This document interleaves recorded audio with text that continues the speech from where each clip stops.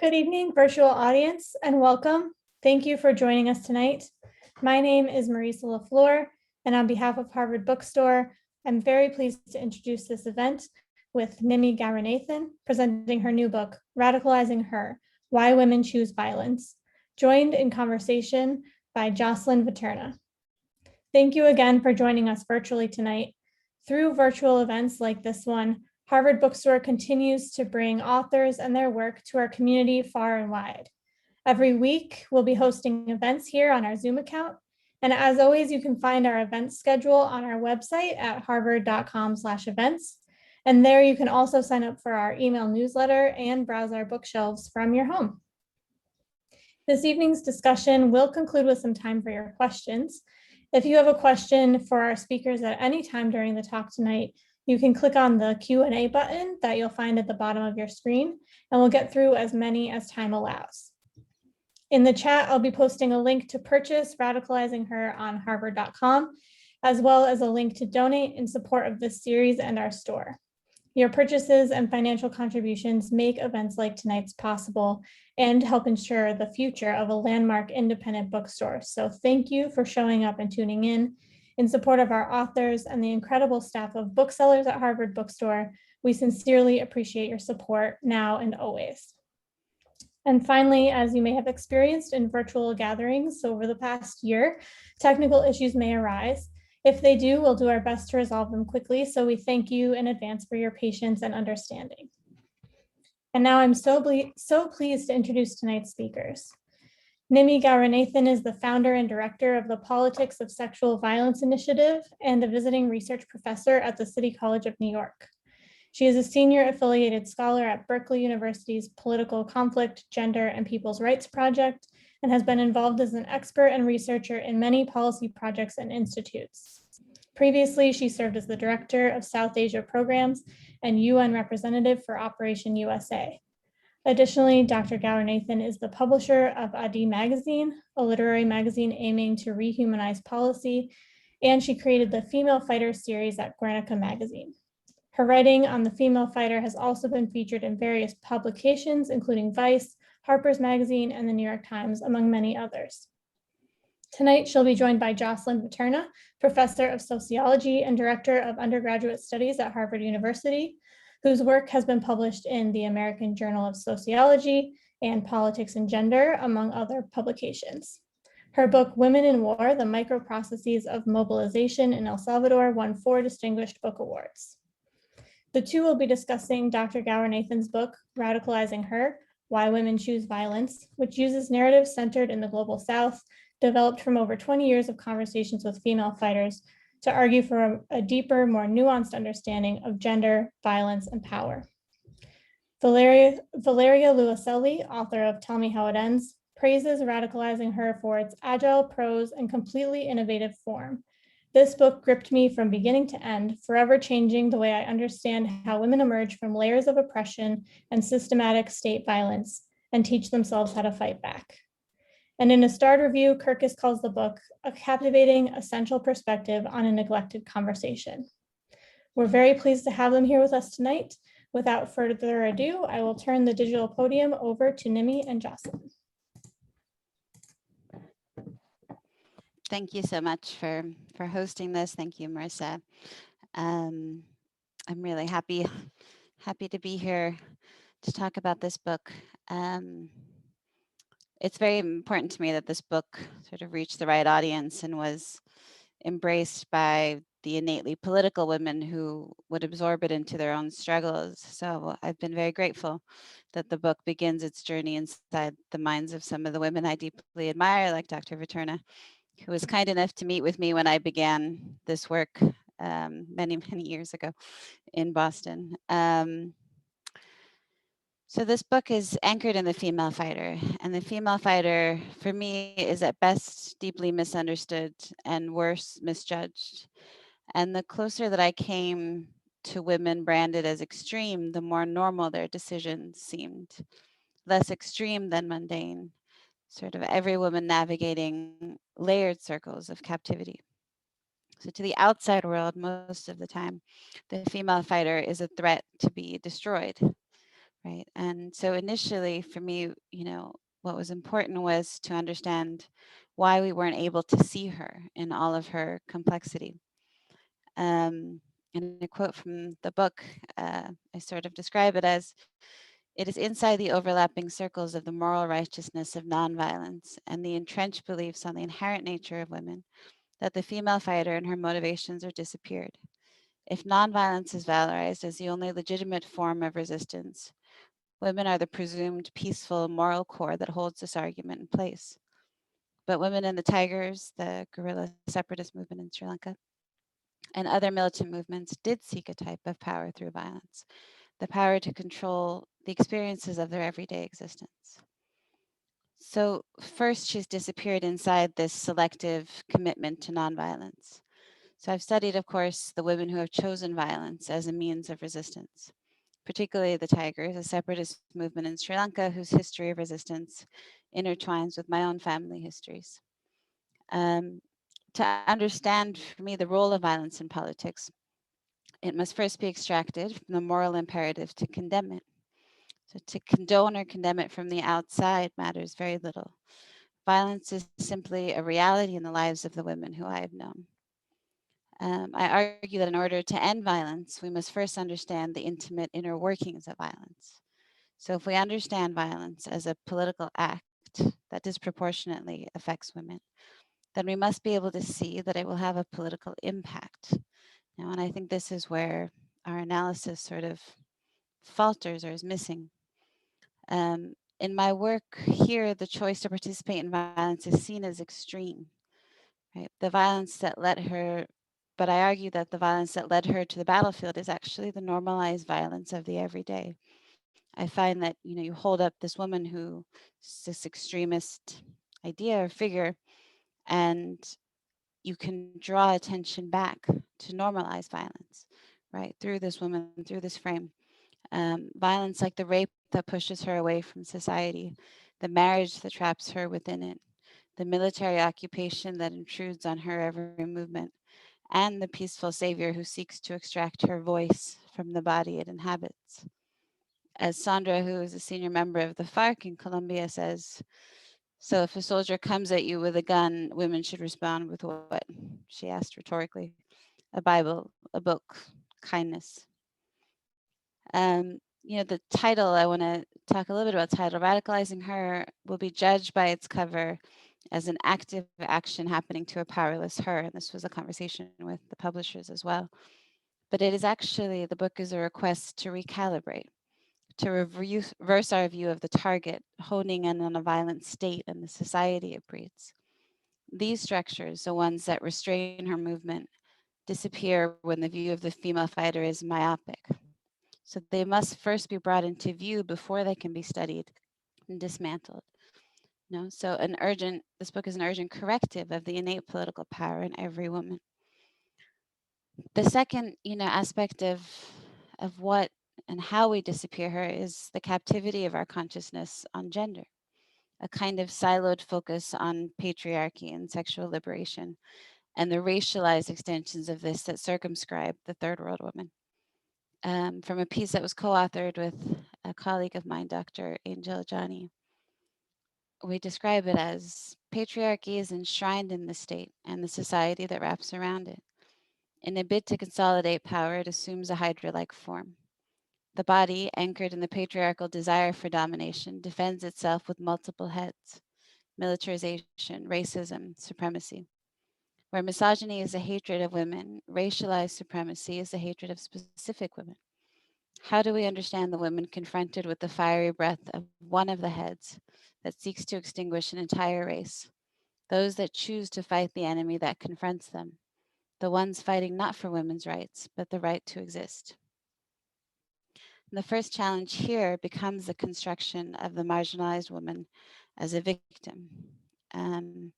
Defining an individual through their most often sexualized trauma serves two key purposes.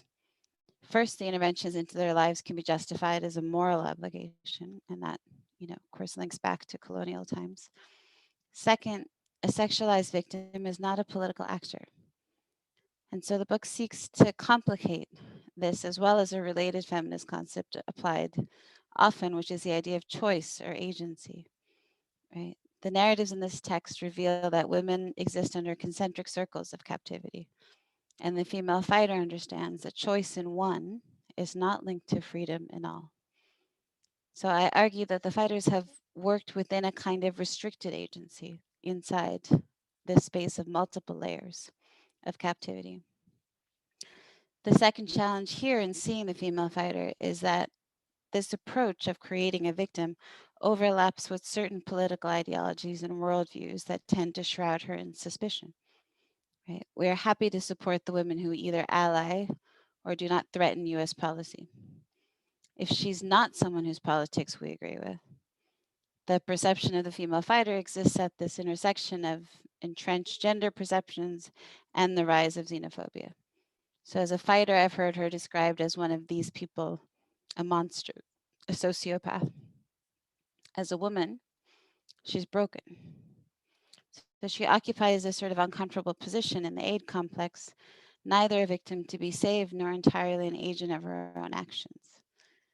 She's seen as manipulated. We read her politics through the men around her, a boyfriend, a husband, a cousin, rather than antisocial elements, as she's often described. The female fighters I've known mimic the violence of the state and other forces around them.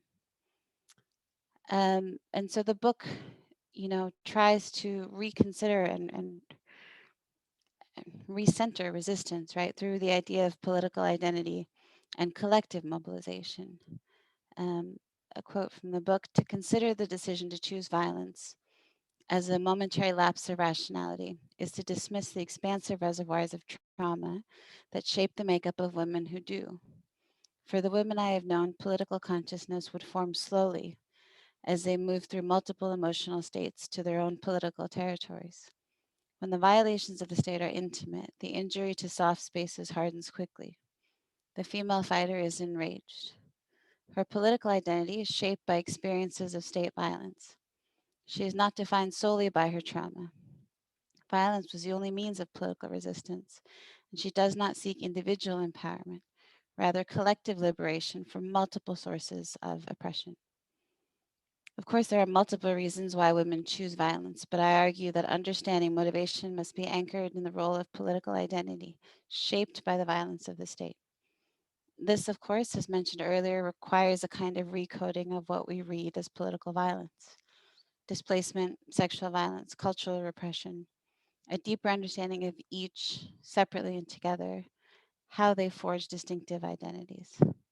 So the book asks, how does the violence that permeates her life radicalize her? And I'll end with a reading from the book itself. This is from the first chapter, which is framed around the idea of a battlefield and the advance and retreat of a kind of choreography the female fighter moves between thought and action and reflection and political movement. When the women I have known joined the Tigers, they set their lives in multi-directional motion. They would begin to move from home to training camp, from training camp to the base, from the base to the battlefield, to another battlefield and another, until they were taken captive, detained, hidden away, and suddenly still. In any insurgency, this movement is a continuum of conscious resistance. Memories of the aggressive mobility of war are marked with peaceful moments of reflection. Retreat can be read as a symbol of defeat, but it is also strategic, a central part of forward movement. The retreat is both tactical, to preserve resources, and thoughtful, an interlude for critical thinking, analysis, and recentering of political purpose before the next advance. Advance, why women fight. Like the women in the Tigers, Sandra first revisits her connection to a cause before reflecting on her position as a woman. After countless hours with female combatants, I know that budding seeds of consciousness form in women much earlier than we look for them. Sandra recalls, I remember being 10, maybe 11 years old. I would hear the sound of rattling on the street and jump under the bed. I was sure it was the soldiers. She later explains that often it was the early morning carts laden with corn to sell bumping along the stone pathways. Though temporarily inaccurate, her fare remains rational. when I meet Akilah for the first time from the Tigers. She insists on placing the order herself at a cozy cafe on 15th and K in Washington, D.C. An egg and pepper croissant with a Coke. She's free to do so now that she is de-radicalized. I admire the yellow swirls around the sequins of her Salvador, a faltering attempt at a soft entrance into a hard life. She ignores my remark and begins, I am disgusted now with what politics has become. She sits down in a corner just of the cafe just a few blocks from the White House that has just welcomed Donald Trump. Akilah explains her choice to me before I can ask. There were aerial bombardments from the government every day. I was a child, I was scared, and I knew we had to fight them. A response so simple as to render the question stupid. Her sister had joined the movement a few years earlier as a member of the reconnaissance team. Akilah recalls when she returned home in fatigues. She appeared to me as so brave. This was attractive. I was attracted to that. In the unencumbered clarity of youth, it was less a decision to join a movement than an urgency to chase the army out of her home village so they could live peacefully.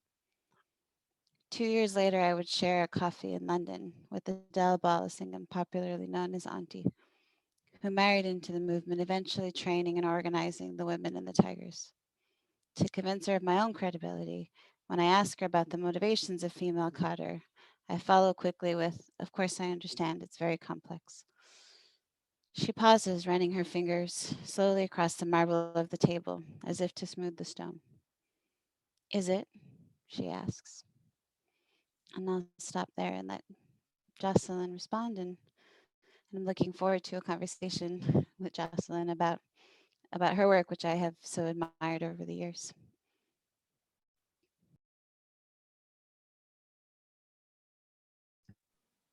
Thank you so much, Nimmi, and thank you all for coming tonight. I hope you get a chance to read this book. It is a very lyrical, emotional presentation of some really extraordinary stories of women who have fought in one of the most violent revolutionary battlefields that we've studied over time. And the story, I think one of the things that really struck me about this book is the paradox that unfolds as you read these women's stories. On the one hand, you really find yourself cheering along with the women and celebrating their ability to really see clearly the social world in which they live and to act to change it. What Nimmi talked about is women's innate political power, like women's ability to mobilize to try and make their lives and the lives of their community better. And they did this even though they had to prove to their own colleagues, their own comrades, that they were able to carry their weapons and to fight on the front lines and to strategize political moves. But what we see then is the catch then is that when women become more powerful, the more powerful women become, the more they are advocating, even with violence, especially with violence for their own rights, the more they're seen as a threat, the more women are seen as perverse, and the more they're sort of seen as needing to be disciplined. And I think in that way, this book really elevates what we think of as or what we as scholars understand is the sort of the violence of gender and the gender of violence. And what do I mean by that? We've known that violence has long been gendered. Most men are more likely to engage in violence. Women are more likely to, men and women are equally likely, at least in the United States, to be victims of violence. Men are more likely to engage in violence. But more than that, violence is gendered in how we talk about it. And violence is gendered in service to power. So in the United States, for example, we have long seen state violence against women being unseen and hidden, hidden in plain sight. So for hundreds of years, for example, it was legal for men to beat and rape their wives. That was not a problem. However, when people with power wanted to attack marginalized men, one of the very effective ways of doing that was to accuse those marginalized men of enacting violence against women, right? So the same violence against women that would be legal in their homes would suddenly be worth lynching if a Black man were accused of saying hello to a white woman or something along those lines. So that's one way that you can see that by gendering violence, we make it serve the power structures of society. And I think what this book does such an elegant job of doing is showing that when women respond to violence with violence, they're seen as perverse. And more than that, if we want to paint women as perverse, or we want to paint women as threats or as problematic, we paint them as violent. Another really powerful part of this story for me was how the transnational actors came to support these kinds of narratives. So in this particular case, what we saw was that as the women in the Tamil Tigers were demobilized, they were not only put in demobilization processes, which were often violent and very much like prisons, but then they were also expected to start over their lives with, here's your 6 chickens, or here are your sewing machines. And there was this very feminized expectation of how they could rebuild their lives and somehow rebuild their feminine credibilities with these international support groups.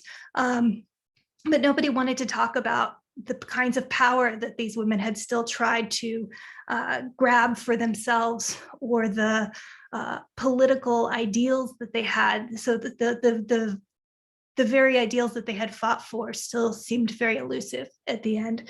So this is something Nimmi and I were talking earlier about that I think really transcends boundaries. It's one of the things I've been doing work in El Salvador on reproductive rights there, where the women have been imprisoned by this notion that they are wanting to kill their unborn babies. And this is also regularly discussed in terms of sort of the perversion of the perverse mother who would want to enact violence on her own child and these types of things. So I wonder, Nimmi, if you wanted to speak a little bit more about this notion that violence is gendered and the gender of violence, and how that might extend the conversations of this book more broadly.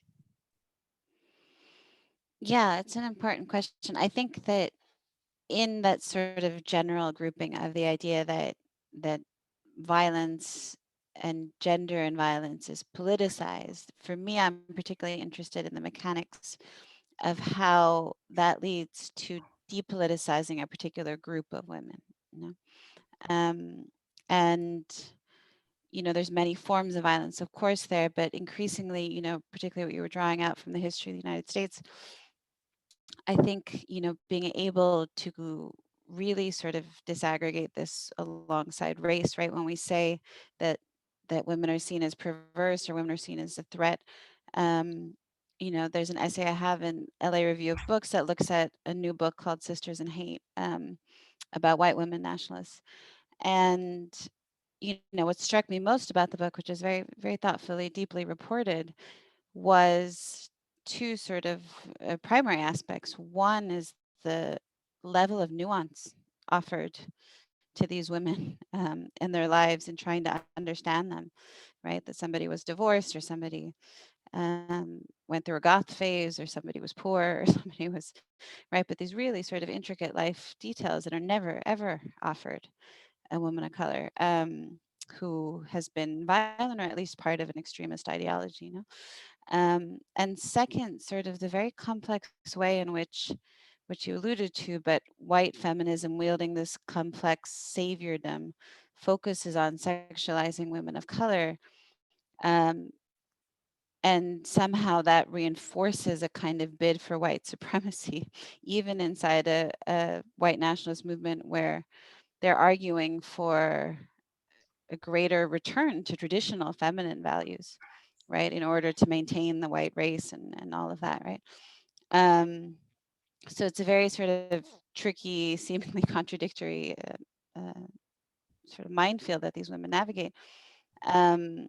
Sexual violence in particular, in some of the recent policy papers I've written with Dr. Cronin Furman, Forever Victims and Emissaries of Empowerment, really the goal there is to not say, okay, there's this moment of sexual violence and then there's all this stuff around it, right? There was a moment that happened in Sri Lanka after the war, where a Tamil woman was raped from inside the Tamil community, and it wasn't done by soldiers. And all of a sudden, you know, there was this immediate feminist outcry of sexual violence, sexual violence, sexual violence. But in reality, what was really problematic, I mean, obviously the rape is devastating, but were the kind of narratives that spun very quickly around this woman, right? And this rape, and how it was used by everyone, right? How it was used by the NGOs, how it was used by the government to say, well, this is why we need to have a militarized force there, because there's chaos there, right? They're raping women there. How it was used by Tamil politicians to say, this is why we have to have our own separate state by the men there. Now, how it was used by NGOs to get more money for the bloody chickens and cows, right?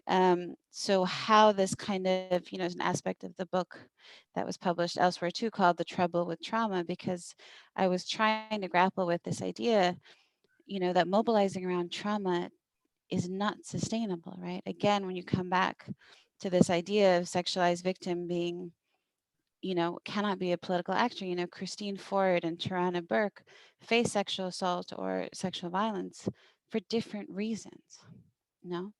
So the trauma in itself, you know, what we saw, particularly with the Supreme Court nomination, was not able to override the political agenda of women like Susan Collins and others, right? So for me, the female fighter becomes particularly interesting in this context in being able to recognize the ways in which allowing your pain from sexual violence, allowing that kind of trauma to be taken from you and used in other agendas rather than holding it to sort of push your political project, right? Whether you agree or disagree with the political project. So I think when you think about this sort of this broad map of how violence is politicized, you know, for me, it really is important to reveal the ways in which the female fighter is conscious of the ways in which it's been used to depoliticize, you know, their political grievances, you know, and so they sort of center on collective political oppression, not individual trauma. And I would like to, you know, I think your new work, you know, a lot of the books that have questions that have come around this book have been around, you know, feminism and, you know, what should feminists do? And, you know, really my interest is in feminist discontents and feminist discomforts. And, you know, what you have described in some of your work, new work in El Salvador, this kind of overlap also applies to the female fighter, no, of the criminalization of women, and then the women's rights movement, and how do they either work together or come up against each other, right? And I'd be curious if you would, you know, speak a little bit about the political divide that's happening there in terms of the ex-fighters supporting a more leftist agenda, but the ways in which, you know, the feminist movement may not be doing a service to some of the women who face criminalization for abortion. Absolutely, thank you. I think, you know, this, what you just said about mobilizing around trauma is not sustainable, really speaks to me, both from my earlier work about women who fought as guerrillas in El Salvador, as well as what's happening in El Salvador today. So specifically, there were all kinds of stories circulating in the 1980s in El Salvador about how the soldiers raped women. And there are certainly, I know many women who were raped by soldiers. I'm not doubting that it happened. But what's interesting is that the narrative of those rapes was used not only to help the FMLN gain support in the international community, but it also was used by the FMLN to help recruit women to stay to their side, right? To get women to come fight it and join the guerrillas. They would say, you know, if you stay in your home, you might get raped by the soldiers, but if you come to us, we can protect your sexuality. And so it had a very, again, perverse kind of effect in that the women came to the guerrilla camps as empowered political individuals who fought alongside men, and yet the men still had this narrative that they were protecting women's bodies at the same time as having them in the camp. Another story that came out of the guerrilla camps in El Salvador was that, you know, the FMLN were the good side, because the bad guys, the military, would cut babies out of pregnant women's bellies. Mm-hmm. And I don't know how often that happened. I believe that it happened, but I suspect that it didn't happen as often as you would imagine, based on the fact that so many testimonies in front of Congress and so many stories given by people in El Salvador highlighted this vision of cutting babies out of pregnant women's bodies as a way of saying how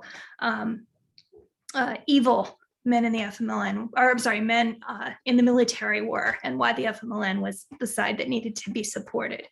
And it resonated with me in your book, where you talk about how these women, they know which story, you know, if they're speaking to the NGO, if they're speaking to the politician, if they're speaking to the journalist, they know who wants what story, and they know what angle to put on that. So very savvy. They're very savvy in understanding how their lived experiences are constructed in these political ways. But what's happened in El Salvador, to get to your later point, is that now, when the war ended in El Salvador, there were peace accords, and the two political parties had to fight. And so on the one hand, we had the right-wing Arena government and Arena political party that had been in power, and on the left hand, on the other hand, we have the leftist FMLN rebels who have become a political party. And Arena suddenly has to fight against this message for the first time. It's the first time the left has really competed in El Salvador, and the left is talking about, you know, expanding education and expanding access to healthcare and ending poverty. And those were very popular, and the right didn't have a great response to that. But what the right found shortly after the end of the Civil War in El Salvador was that abortion was something that won them votes from across the political spectrum. And it was something that was really hard for the FMLN to combat, because they had spent so much of their war years talking about these awful Salvadoran soldiers who had cut babies out of women's bellies, right? So they had already positioned themselves as being in favor of those in utero babies. And so we started to see that this became the key dividing line in El Salvador after the war. And it was the way that the right stayed in power, was by mobilizing to make abortion illegal. And what was really ridiculous is that abortion was already illegal, right? Abortion was only legal in 3 circumstances: when the life of the mother was at risk, when the baby had deformities incompatible with life, and when the pregnancy was the result of rape. And what the new law did was it took away all of those exceptions. It said no abortions, no exceptions. And so they actually mobilized around taking an already strict abortion law and making it stricter. And they did this largely, again, on these notions that these women, these perverse women, these horrible women would want to kill their own children, and therefore they were going to protect sort of the moral fabric of Salvadoran society by protecting these unborn babies. Yeah, that's, I mean, a newer project that I'm working on with Valeria Luiselli is at the hysterectomies of the border, and it actually began in somewhat of a similar way, which links to what you're talking about, in that there was the case of the hysterectomies in Georgia, where there was a doctor who was taking out migrant women, immigrant women, detention's uterus without consent, right? And so, but when you have this very extreme case, right, of the uterus being taken out, it becomes very, very politically powerful, no? And of course mobilized everybody for, you know, a month, 2 months. Of course, the activists are still doing very intense work on this, but you know, that became the source of outrage for particularly the Western feminist movement, right? How can you take out uteruses? How can you know? And for us, it became important to say, like, this is that moment of outrage, right? That, again, it tends to be along the line of this extreme sort of moment that incites this kind of feminist reaction, whereas really these processes of sterilization of women, Black women, of immigrant women, have been happening since, you know, the 1940s, no? And that there was a case in California in the 1970s of women at USC who were getting forced tubal ligations, right? Which isn't quite as dramatic as taking out a uterus, but you know, in that kind of moment of distractive outrage, what you're missing is this pattern of a political ideology being acted out through women's bodies, right, of a form of eugenics that's very clearly tied to white supremacy. And, you know, and this question of choice that, again, that the feminists sort of mainstream feminists like to come back to, you know, what does it mean when the choice to even have children is taken away, right, immediately without consent, right? In these spaces where, you know, we're essentially trying to extend the idea of a carceral space into a hospital room with a CBP officer outside and a military doctor inside, and nobody speaks the particular language that this woman speaks, and all of a sudden, now she's treated for something and can no longer have children. So, you know, and also in going further into that as a form of violence that does shape the politics of women, no? Even as, you know, you said many of the women who may have entered into these spaces without, you know, entering in saying that I was a guerrilla or I was a revolutionary or whatever. But that kind of violence, that kind of constriction of choice, I have found, at least over the years, including the forced abortions that happened in Sri Lanka at the end of the war, tend to be another moment, like rape, like other forms of sexual violence, that really sort of crystallize, you know, of even an emerging politics. You know, I'd be curious if you saw that amongst these women as well in El Salvador. Absolutely. In El Salvador, it was very difficult originally because the feminist movement was closely tied with the FMLN political party. And the FMLN political party originally came out and said, let's at least keep these minimal abortion opportunities available for women. But when they were continually sort of slaughtered in the ballots in the elections over this issue, they finally said to the feminists, there was actually this conversation about how, hey, we want to be the party of the feminists, we want to support you, but if you continue to talk about abortion, we are not going to be able to get elected. So let's just make a deal where y'all don't talk about abortion and we'll get elected and then we can support you. And so there was this moment where the feminists were quiet on the issue. And I think that's really where we started to see women become increasingly demonized in El Salvador. So the debate sort of went from the anti-abortion individuals saying, you know, oh, you feminists and you know, are all being paid by people in the global north to force abortion on Salvadoran women, and we're going to fight back against that, and we're going to fight for the soul of El Salvador. And the feminists would push back and say, no, we're actually interested in women's lives and bodies and self actualization. But when the feminists went quiet, the anti-abortion people did not. They kept trying to find that target to attack. And I think that's when we started to see these narratives come out of these perverse women. And so it actually started to attack the women themselves. Over time, then what happened was we started to see women go to jail for abortion. And ironically, they weren't actually going to jail for abortion. I'm sorry, this is probably getting a little too detailed, but specifically what happened was women who were very poor, oftentimes living in rural areas or in city areas with high crime, would be in their 8th or 9th month of pregnancy, and they would go into labor unexpectedly, oftentimes after a fall or after being hit. The labor would progress very quickly, and even though they may have called 911 or called for help, nobody came, and the baby was delivered. They delivered the baby by themselves, and the baby was born dead or was and died in the process of childbirth. When someone found the woman unconscious in a pile of blood, they took her to the hospital. And at the hospital, the doctors realized that she'd given birth, but there was no baby. And the doctors had been told that if they didn't report a suspected abortion, they could go to jail as an accomplice. And so they would report it as a suspected abortion. And over the course of the trial, they would realize that this woman didn't do anything to interrupt her pregnancy. But instead of dismissing the case, they actually upgraded the cause to aggravated homicide. So now suddenly there's been a lot of international attention in El Salvador. There's been a lot of talking about how these women have gone to jail because of the abortion law. And while it is true that these women went to jail because this law criminalized abortion that ultimately made these women who had stillbirths go to jail, it's interesting on the ground, because I think in the trials of these women, the best argument to make would be, hey, they didn't have an abortion, right? Because abortion is illegal in El Salvador, whether or not you agree with it. If you have an abortion, you broke the law. But these women did not even break that law. They had obstetrical emergencies. Right. And so from my perspective, the best legal defense would be to say, no abortion here.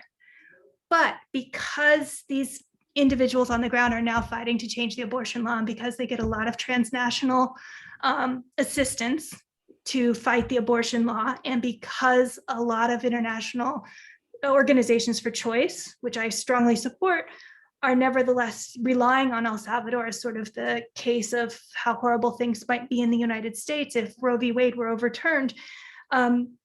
These cases ultimately always are couched in terms of abortion. And so what you see in El Salvador is that the public believes these women all had abortions, which is not true. And so we start to see again one of these cases where the politics of left and right and choice and life are being fought on the bodies of poor women. But to get to your question finally, what we are seeing is that these women who were in prison, sometimes for 30 and 40-year sentences, they found each other in jail and they came together. And initially they were also asked to tell their stories to a lot of different international visitors, but they have over the last year decided to form their own organization. They actually have been incorporated as an official not-for-profit organization, and they are working really hard to be the ones who tell their own stories and to not let it get filtered through others. And they're working not only for reproductive justice, but they're also working for the rights of imprisoned women. And so they're doing a lot of work with women in jail to think about their own political power as well. And so it has been a mobilizing opportunity for them. And I think it also points out just the complexity of mobilizing on behalf of women in these complicated, raced, classed, transnational environments. I think there's like two aspects that resonate there. One, particularly that space of being the expert witness in the courtroom, and having to, in some ways, reinforce or, certain gendered stereotypes that you try to in your other work really complicate, right? But because it's a question of survival, one of the pieces I worked on was called A Separate State, about motherhood and political crisis, and essentially, that when I'm in these expert witnesses for women who participated in the movement or women who had, political ties in some sense or the other, her best bet of survival, similarly as the women that you've worked with, is for me to play up, aspects like her motherhood, that she's a mother and that she has a child, and the fact that she fought for land rights, or the fact that she, led a political movement, is sort of left to the side, and you're sort of separating the political selves of these women, and thereby sort of again reinforcing constructions that fundamentally, are lead to structural inequality in these contexts. And I think the transnational aspect is also really interesting, because in Sri Lanka, and I was recently in Myanmar and elsewhere, this kind of the spread of funding and of feminism through particular movements, which you may agree or disagree with the politics, tend to be the only space that women in these spaces can engage through, right? And so if they are like Kachin nationalists, let's say, or they're Rohingya nationalists, or they're Tamil nationalists, or whatever, that political space for engagement is not available to them. They're welcome to engage as feminists on some of these issues, right? And so for me, I am always looking to see how the only spaces available to them may sort of redirect them, on issues that they understand are much more complex, like the question of abortion, of course, right? But it's the only available political space then because of funding, because of transnational movements, right? As one woman asked me in Myanmar, like, why is nationalism a bad word, but feminist is okay? So I think that's, both are important questions that we're all still grappling with. I know we only have about 15 minutes left, but I'd love to turn it over to the audience. Are there any questions that you all have for Nimmi about her book or her more recent work? And if you do, please go ahead and put them in the Q&A.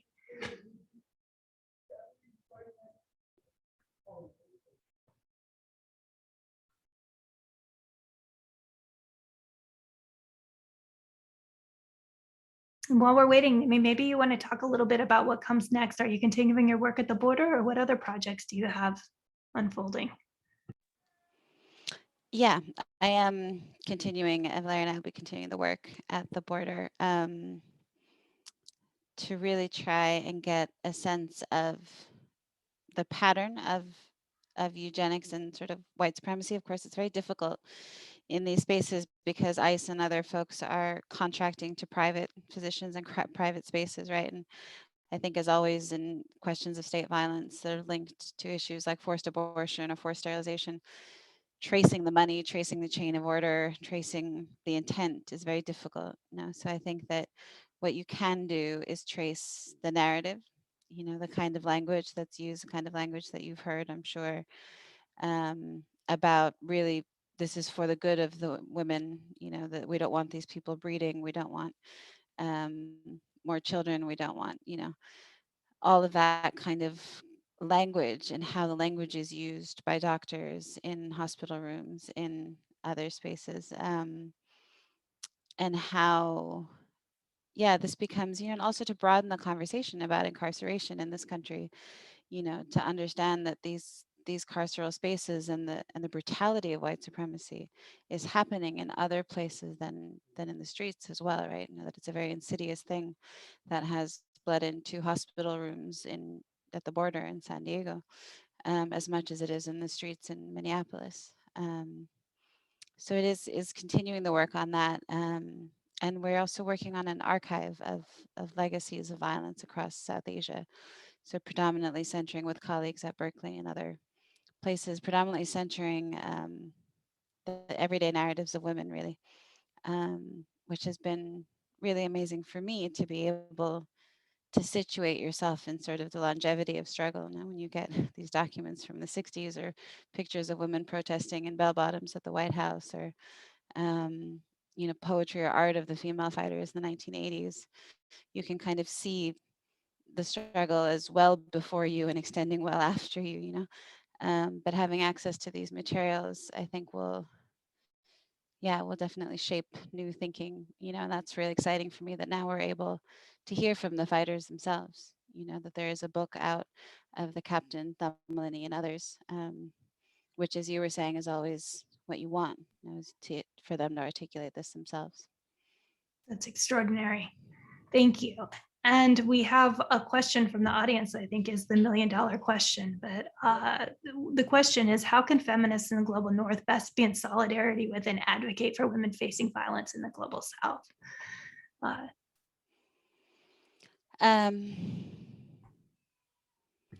I think that for me, it's it's maybe not an easy answer to hear, but the first approach to that is to recognize the ways in which existing approaches historically and at this moment have done a disservice of particularly mainstream white feminism to how we see these women, how we support them, how we depoliticize them, how they're constructed, right? So what have you already been a part of that you believe to be empowering these women? And has it actually provided any power for them? There's these empowerment initiatives, and really sort of sit with how the programming so far may have contributed to our inability to sort of really tackle structural violence at this point, right? And then beyond that, I think it's not easy to do, but I think moving beyond these kind of moral binaries of condemning or condoning violence to embrace resistance by women, and to understand that the female fighter is also a part of the resistance. So in seeing, I think that more thoughtful feminists are very good at finding resistance where it is and trying to support that. But even amongst those, I find that women who choose violence are left out of that. And then looking for resistance in places that are not necessarily marching on the street, right? The resistance and protest emerges particularly for women under captivity in so many different ways, like the women organizing in the detention centers that you're talking about, or in the jails, or the women who choose not to report rape because the soldier is giving the entire village more water. That too is an act of resistance. No? So I think that, really working to expand our consciousness of both the missteps thus far and also our political imagination of the possibilities that are emerging from inside these communities.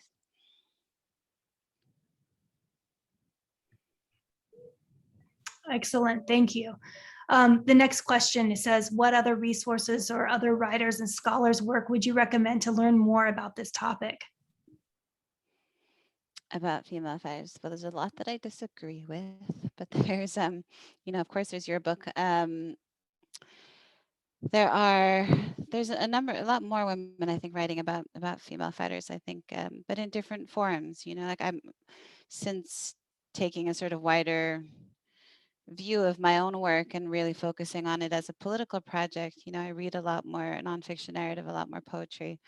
I think the work of Mina Kandasamy, her poetry on female fighters is very powerful. I've tried to actually, in the Female Fighters series of Guernica, which is worth looking at, the goal of that series was to say, when I was going out and giving lectures, it was clear that this violent woman was too difficult for people. They could not grapple with the idea that a woman would choose violence, and then they couldn't understand their positioning in relation to her. And a lot of that is because you lose a lot of the richness, a lot of the emotive analysis in academic writing and policy writing. No, it's formulaic, it's rigid. And so the goal of the Female Fighter series was to say, well, what if we took these novelists or writers who could write the nuances of these women? And so we've had women writing about, Celia Sanchez in Cuba. Valeria wrote about women in the FARC and women in Chiapas. We've had really thoughtful sort of work on, or an interview with Kimberly Crenshaw on Black women taking up arms in the United States. So that series, I think, I hope I've curated to be able to grapple with. We've had a piece on Boko Haram and the idea that a wife, or choosing to be a wife, is also a political choice. That to say that she's a Boko Haram wife is not to say that she doesn't have a political agenda, right? But each of the pieces in that series, I think, tries to dismantle some of the way that we think about the limited ways we think about female fighters. Well, that certainly just expanded my reading list. I have a small fun story to share in that about, gosh, it was 4 years ago, I had a freshman come into my social movements class that I taught at Harvard and ask why we didn't talk more about poetry and talk more about the artistic work, the role of artists in activists. And I didn't have very helpful answers for her, but luckily she had wonderful answers for me, because that was Amanda Gorman, who actually just did the wonderful poem at Biden's agenda, or at Biden's inauguration, that we've heard so much from as well. And so I think this was a really powerful avenue to change, as well as to deepening our own understanding. Yeah, and even I think the literature that's not overtly about female fighters, there's, Dolores Durantes has a book called Style on Femicide. There's all of these texts that really center the political identities of women as complex, as evolving, and violence plays a role. They're not for or against it, but violence is present. So I think the more texts that one sort of grapples with where violence is present and political identity is centered, and in poetry, I find that there's a kind of power to how that's relayed, right? Or even creative, really well done creative nonfiction writing. Agreed. Are there any other questions from the audience?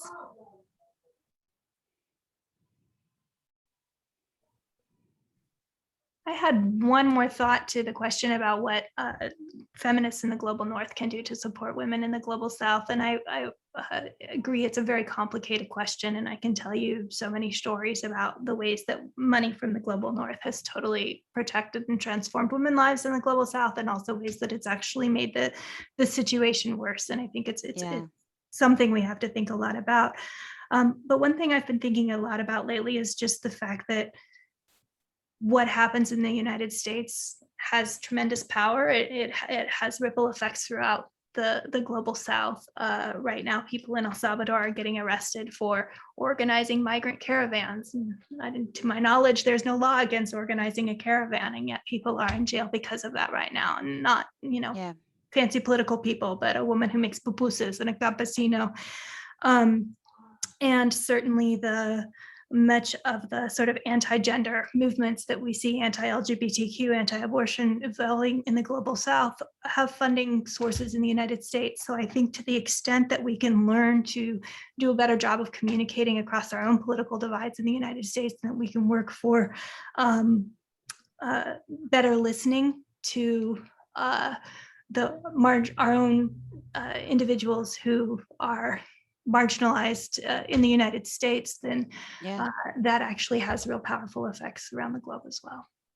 I think that's true. And I say often, or I think of it often as there's a lot of language around uplifting, a voice, a singular voice, and for me, it's really more about the conversations that these women are having, which are difficult conversations. And, they're even asking questions that we're not ready to hear, and so I think that's really the goal, is to listen to those conversations.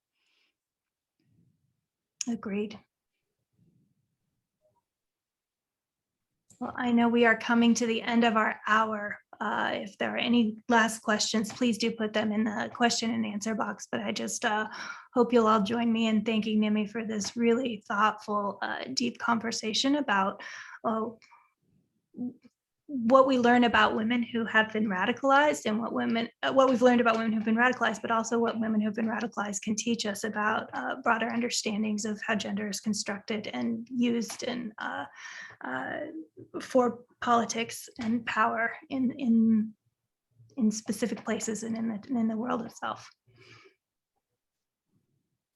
So, yes, thank you both so much again for being here. I think this was a really enlightening and important conversation. So thank you for joining us tonight, and thank you to everyone in the audience who joined us tonight. Again, I put a link to purchase the book Radicalizing Her in the chat. And so you can follow that link to purchase the book and learn more about Nimmi's work. And on behalf of Harvard Bookstore, I just want to say thank you again. Have a good night and keep reading. Thank you, everyone. The Female Fighter series is up at Guernica Magazine. So if you go to guernicamag.com. Great, thank you. Take care. Thank you very much, Marissa. Thank you, Jocelyn. Thank you. Take care.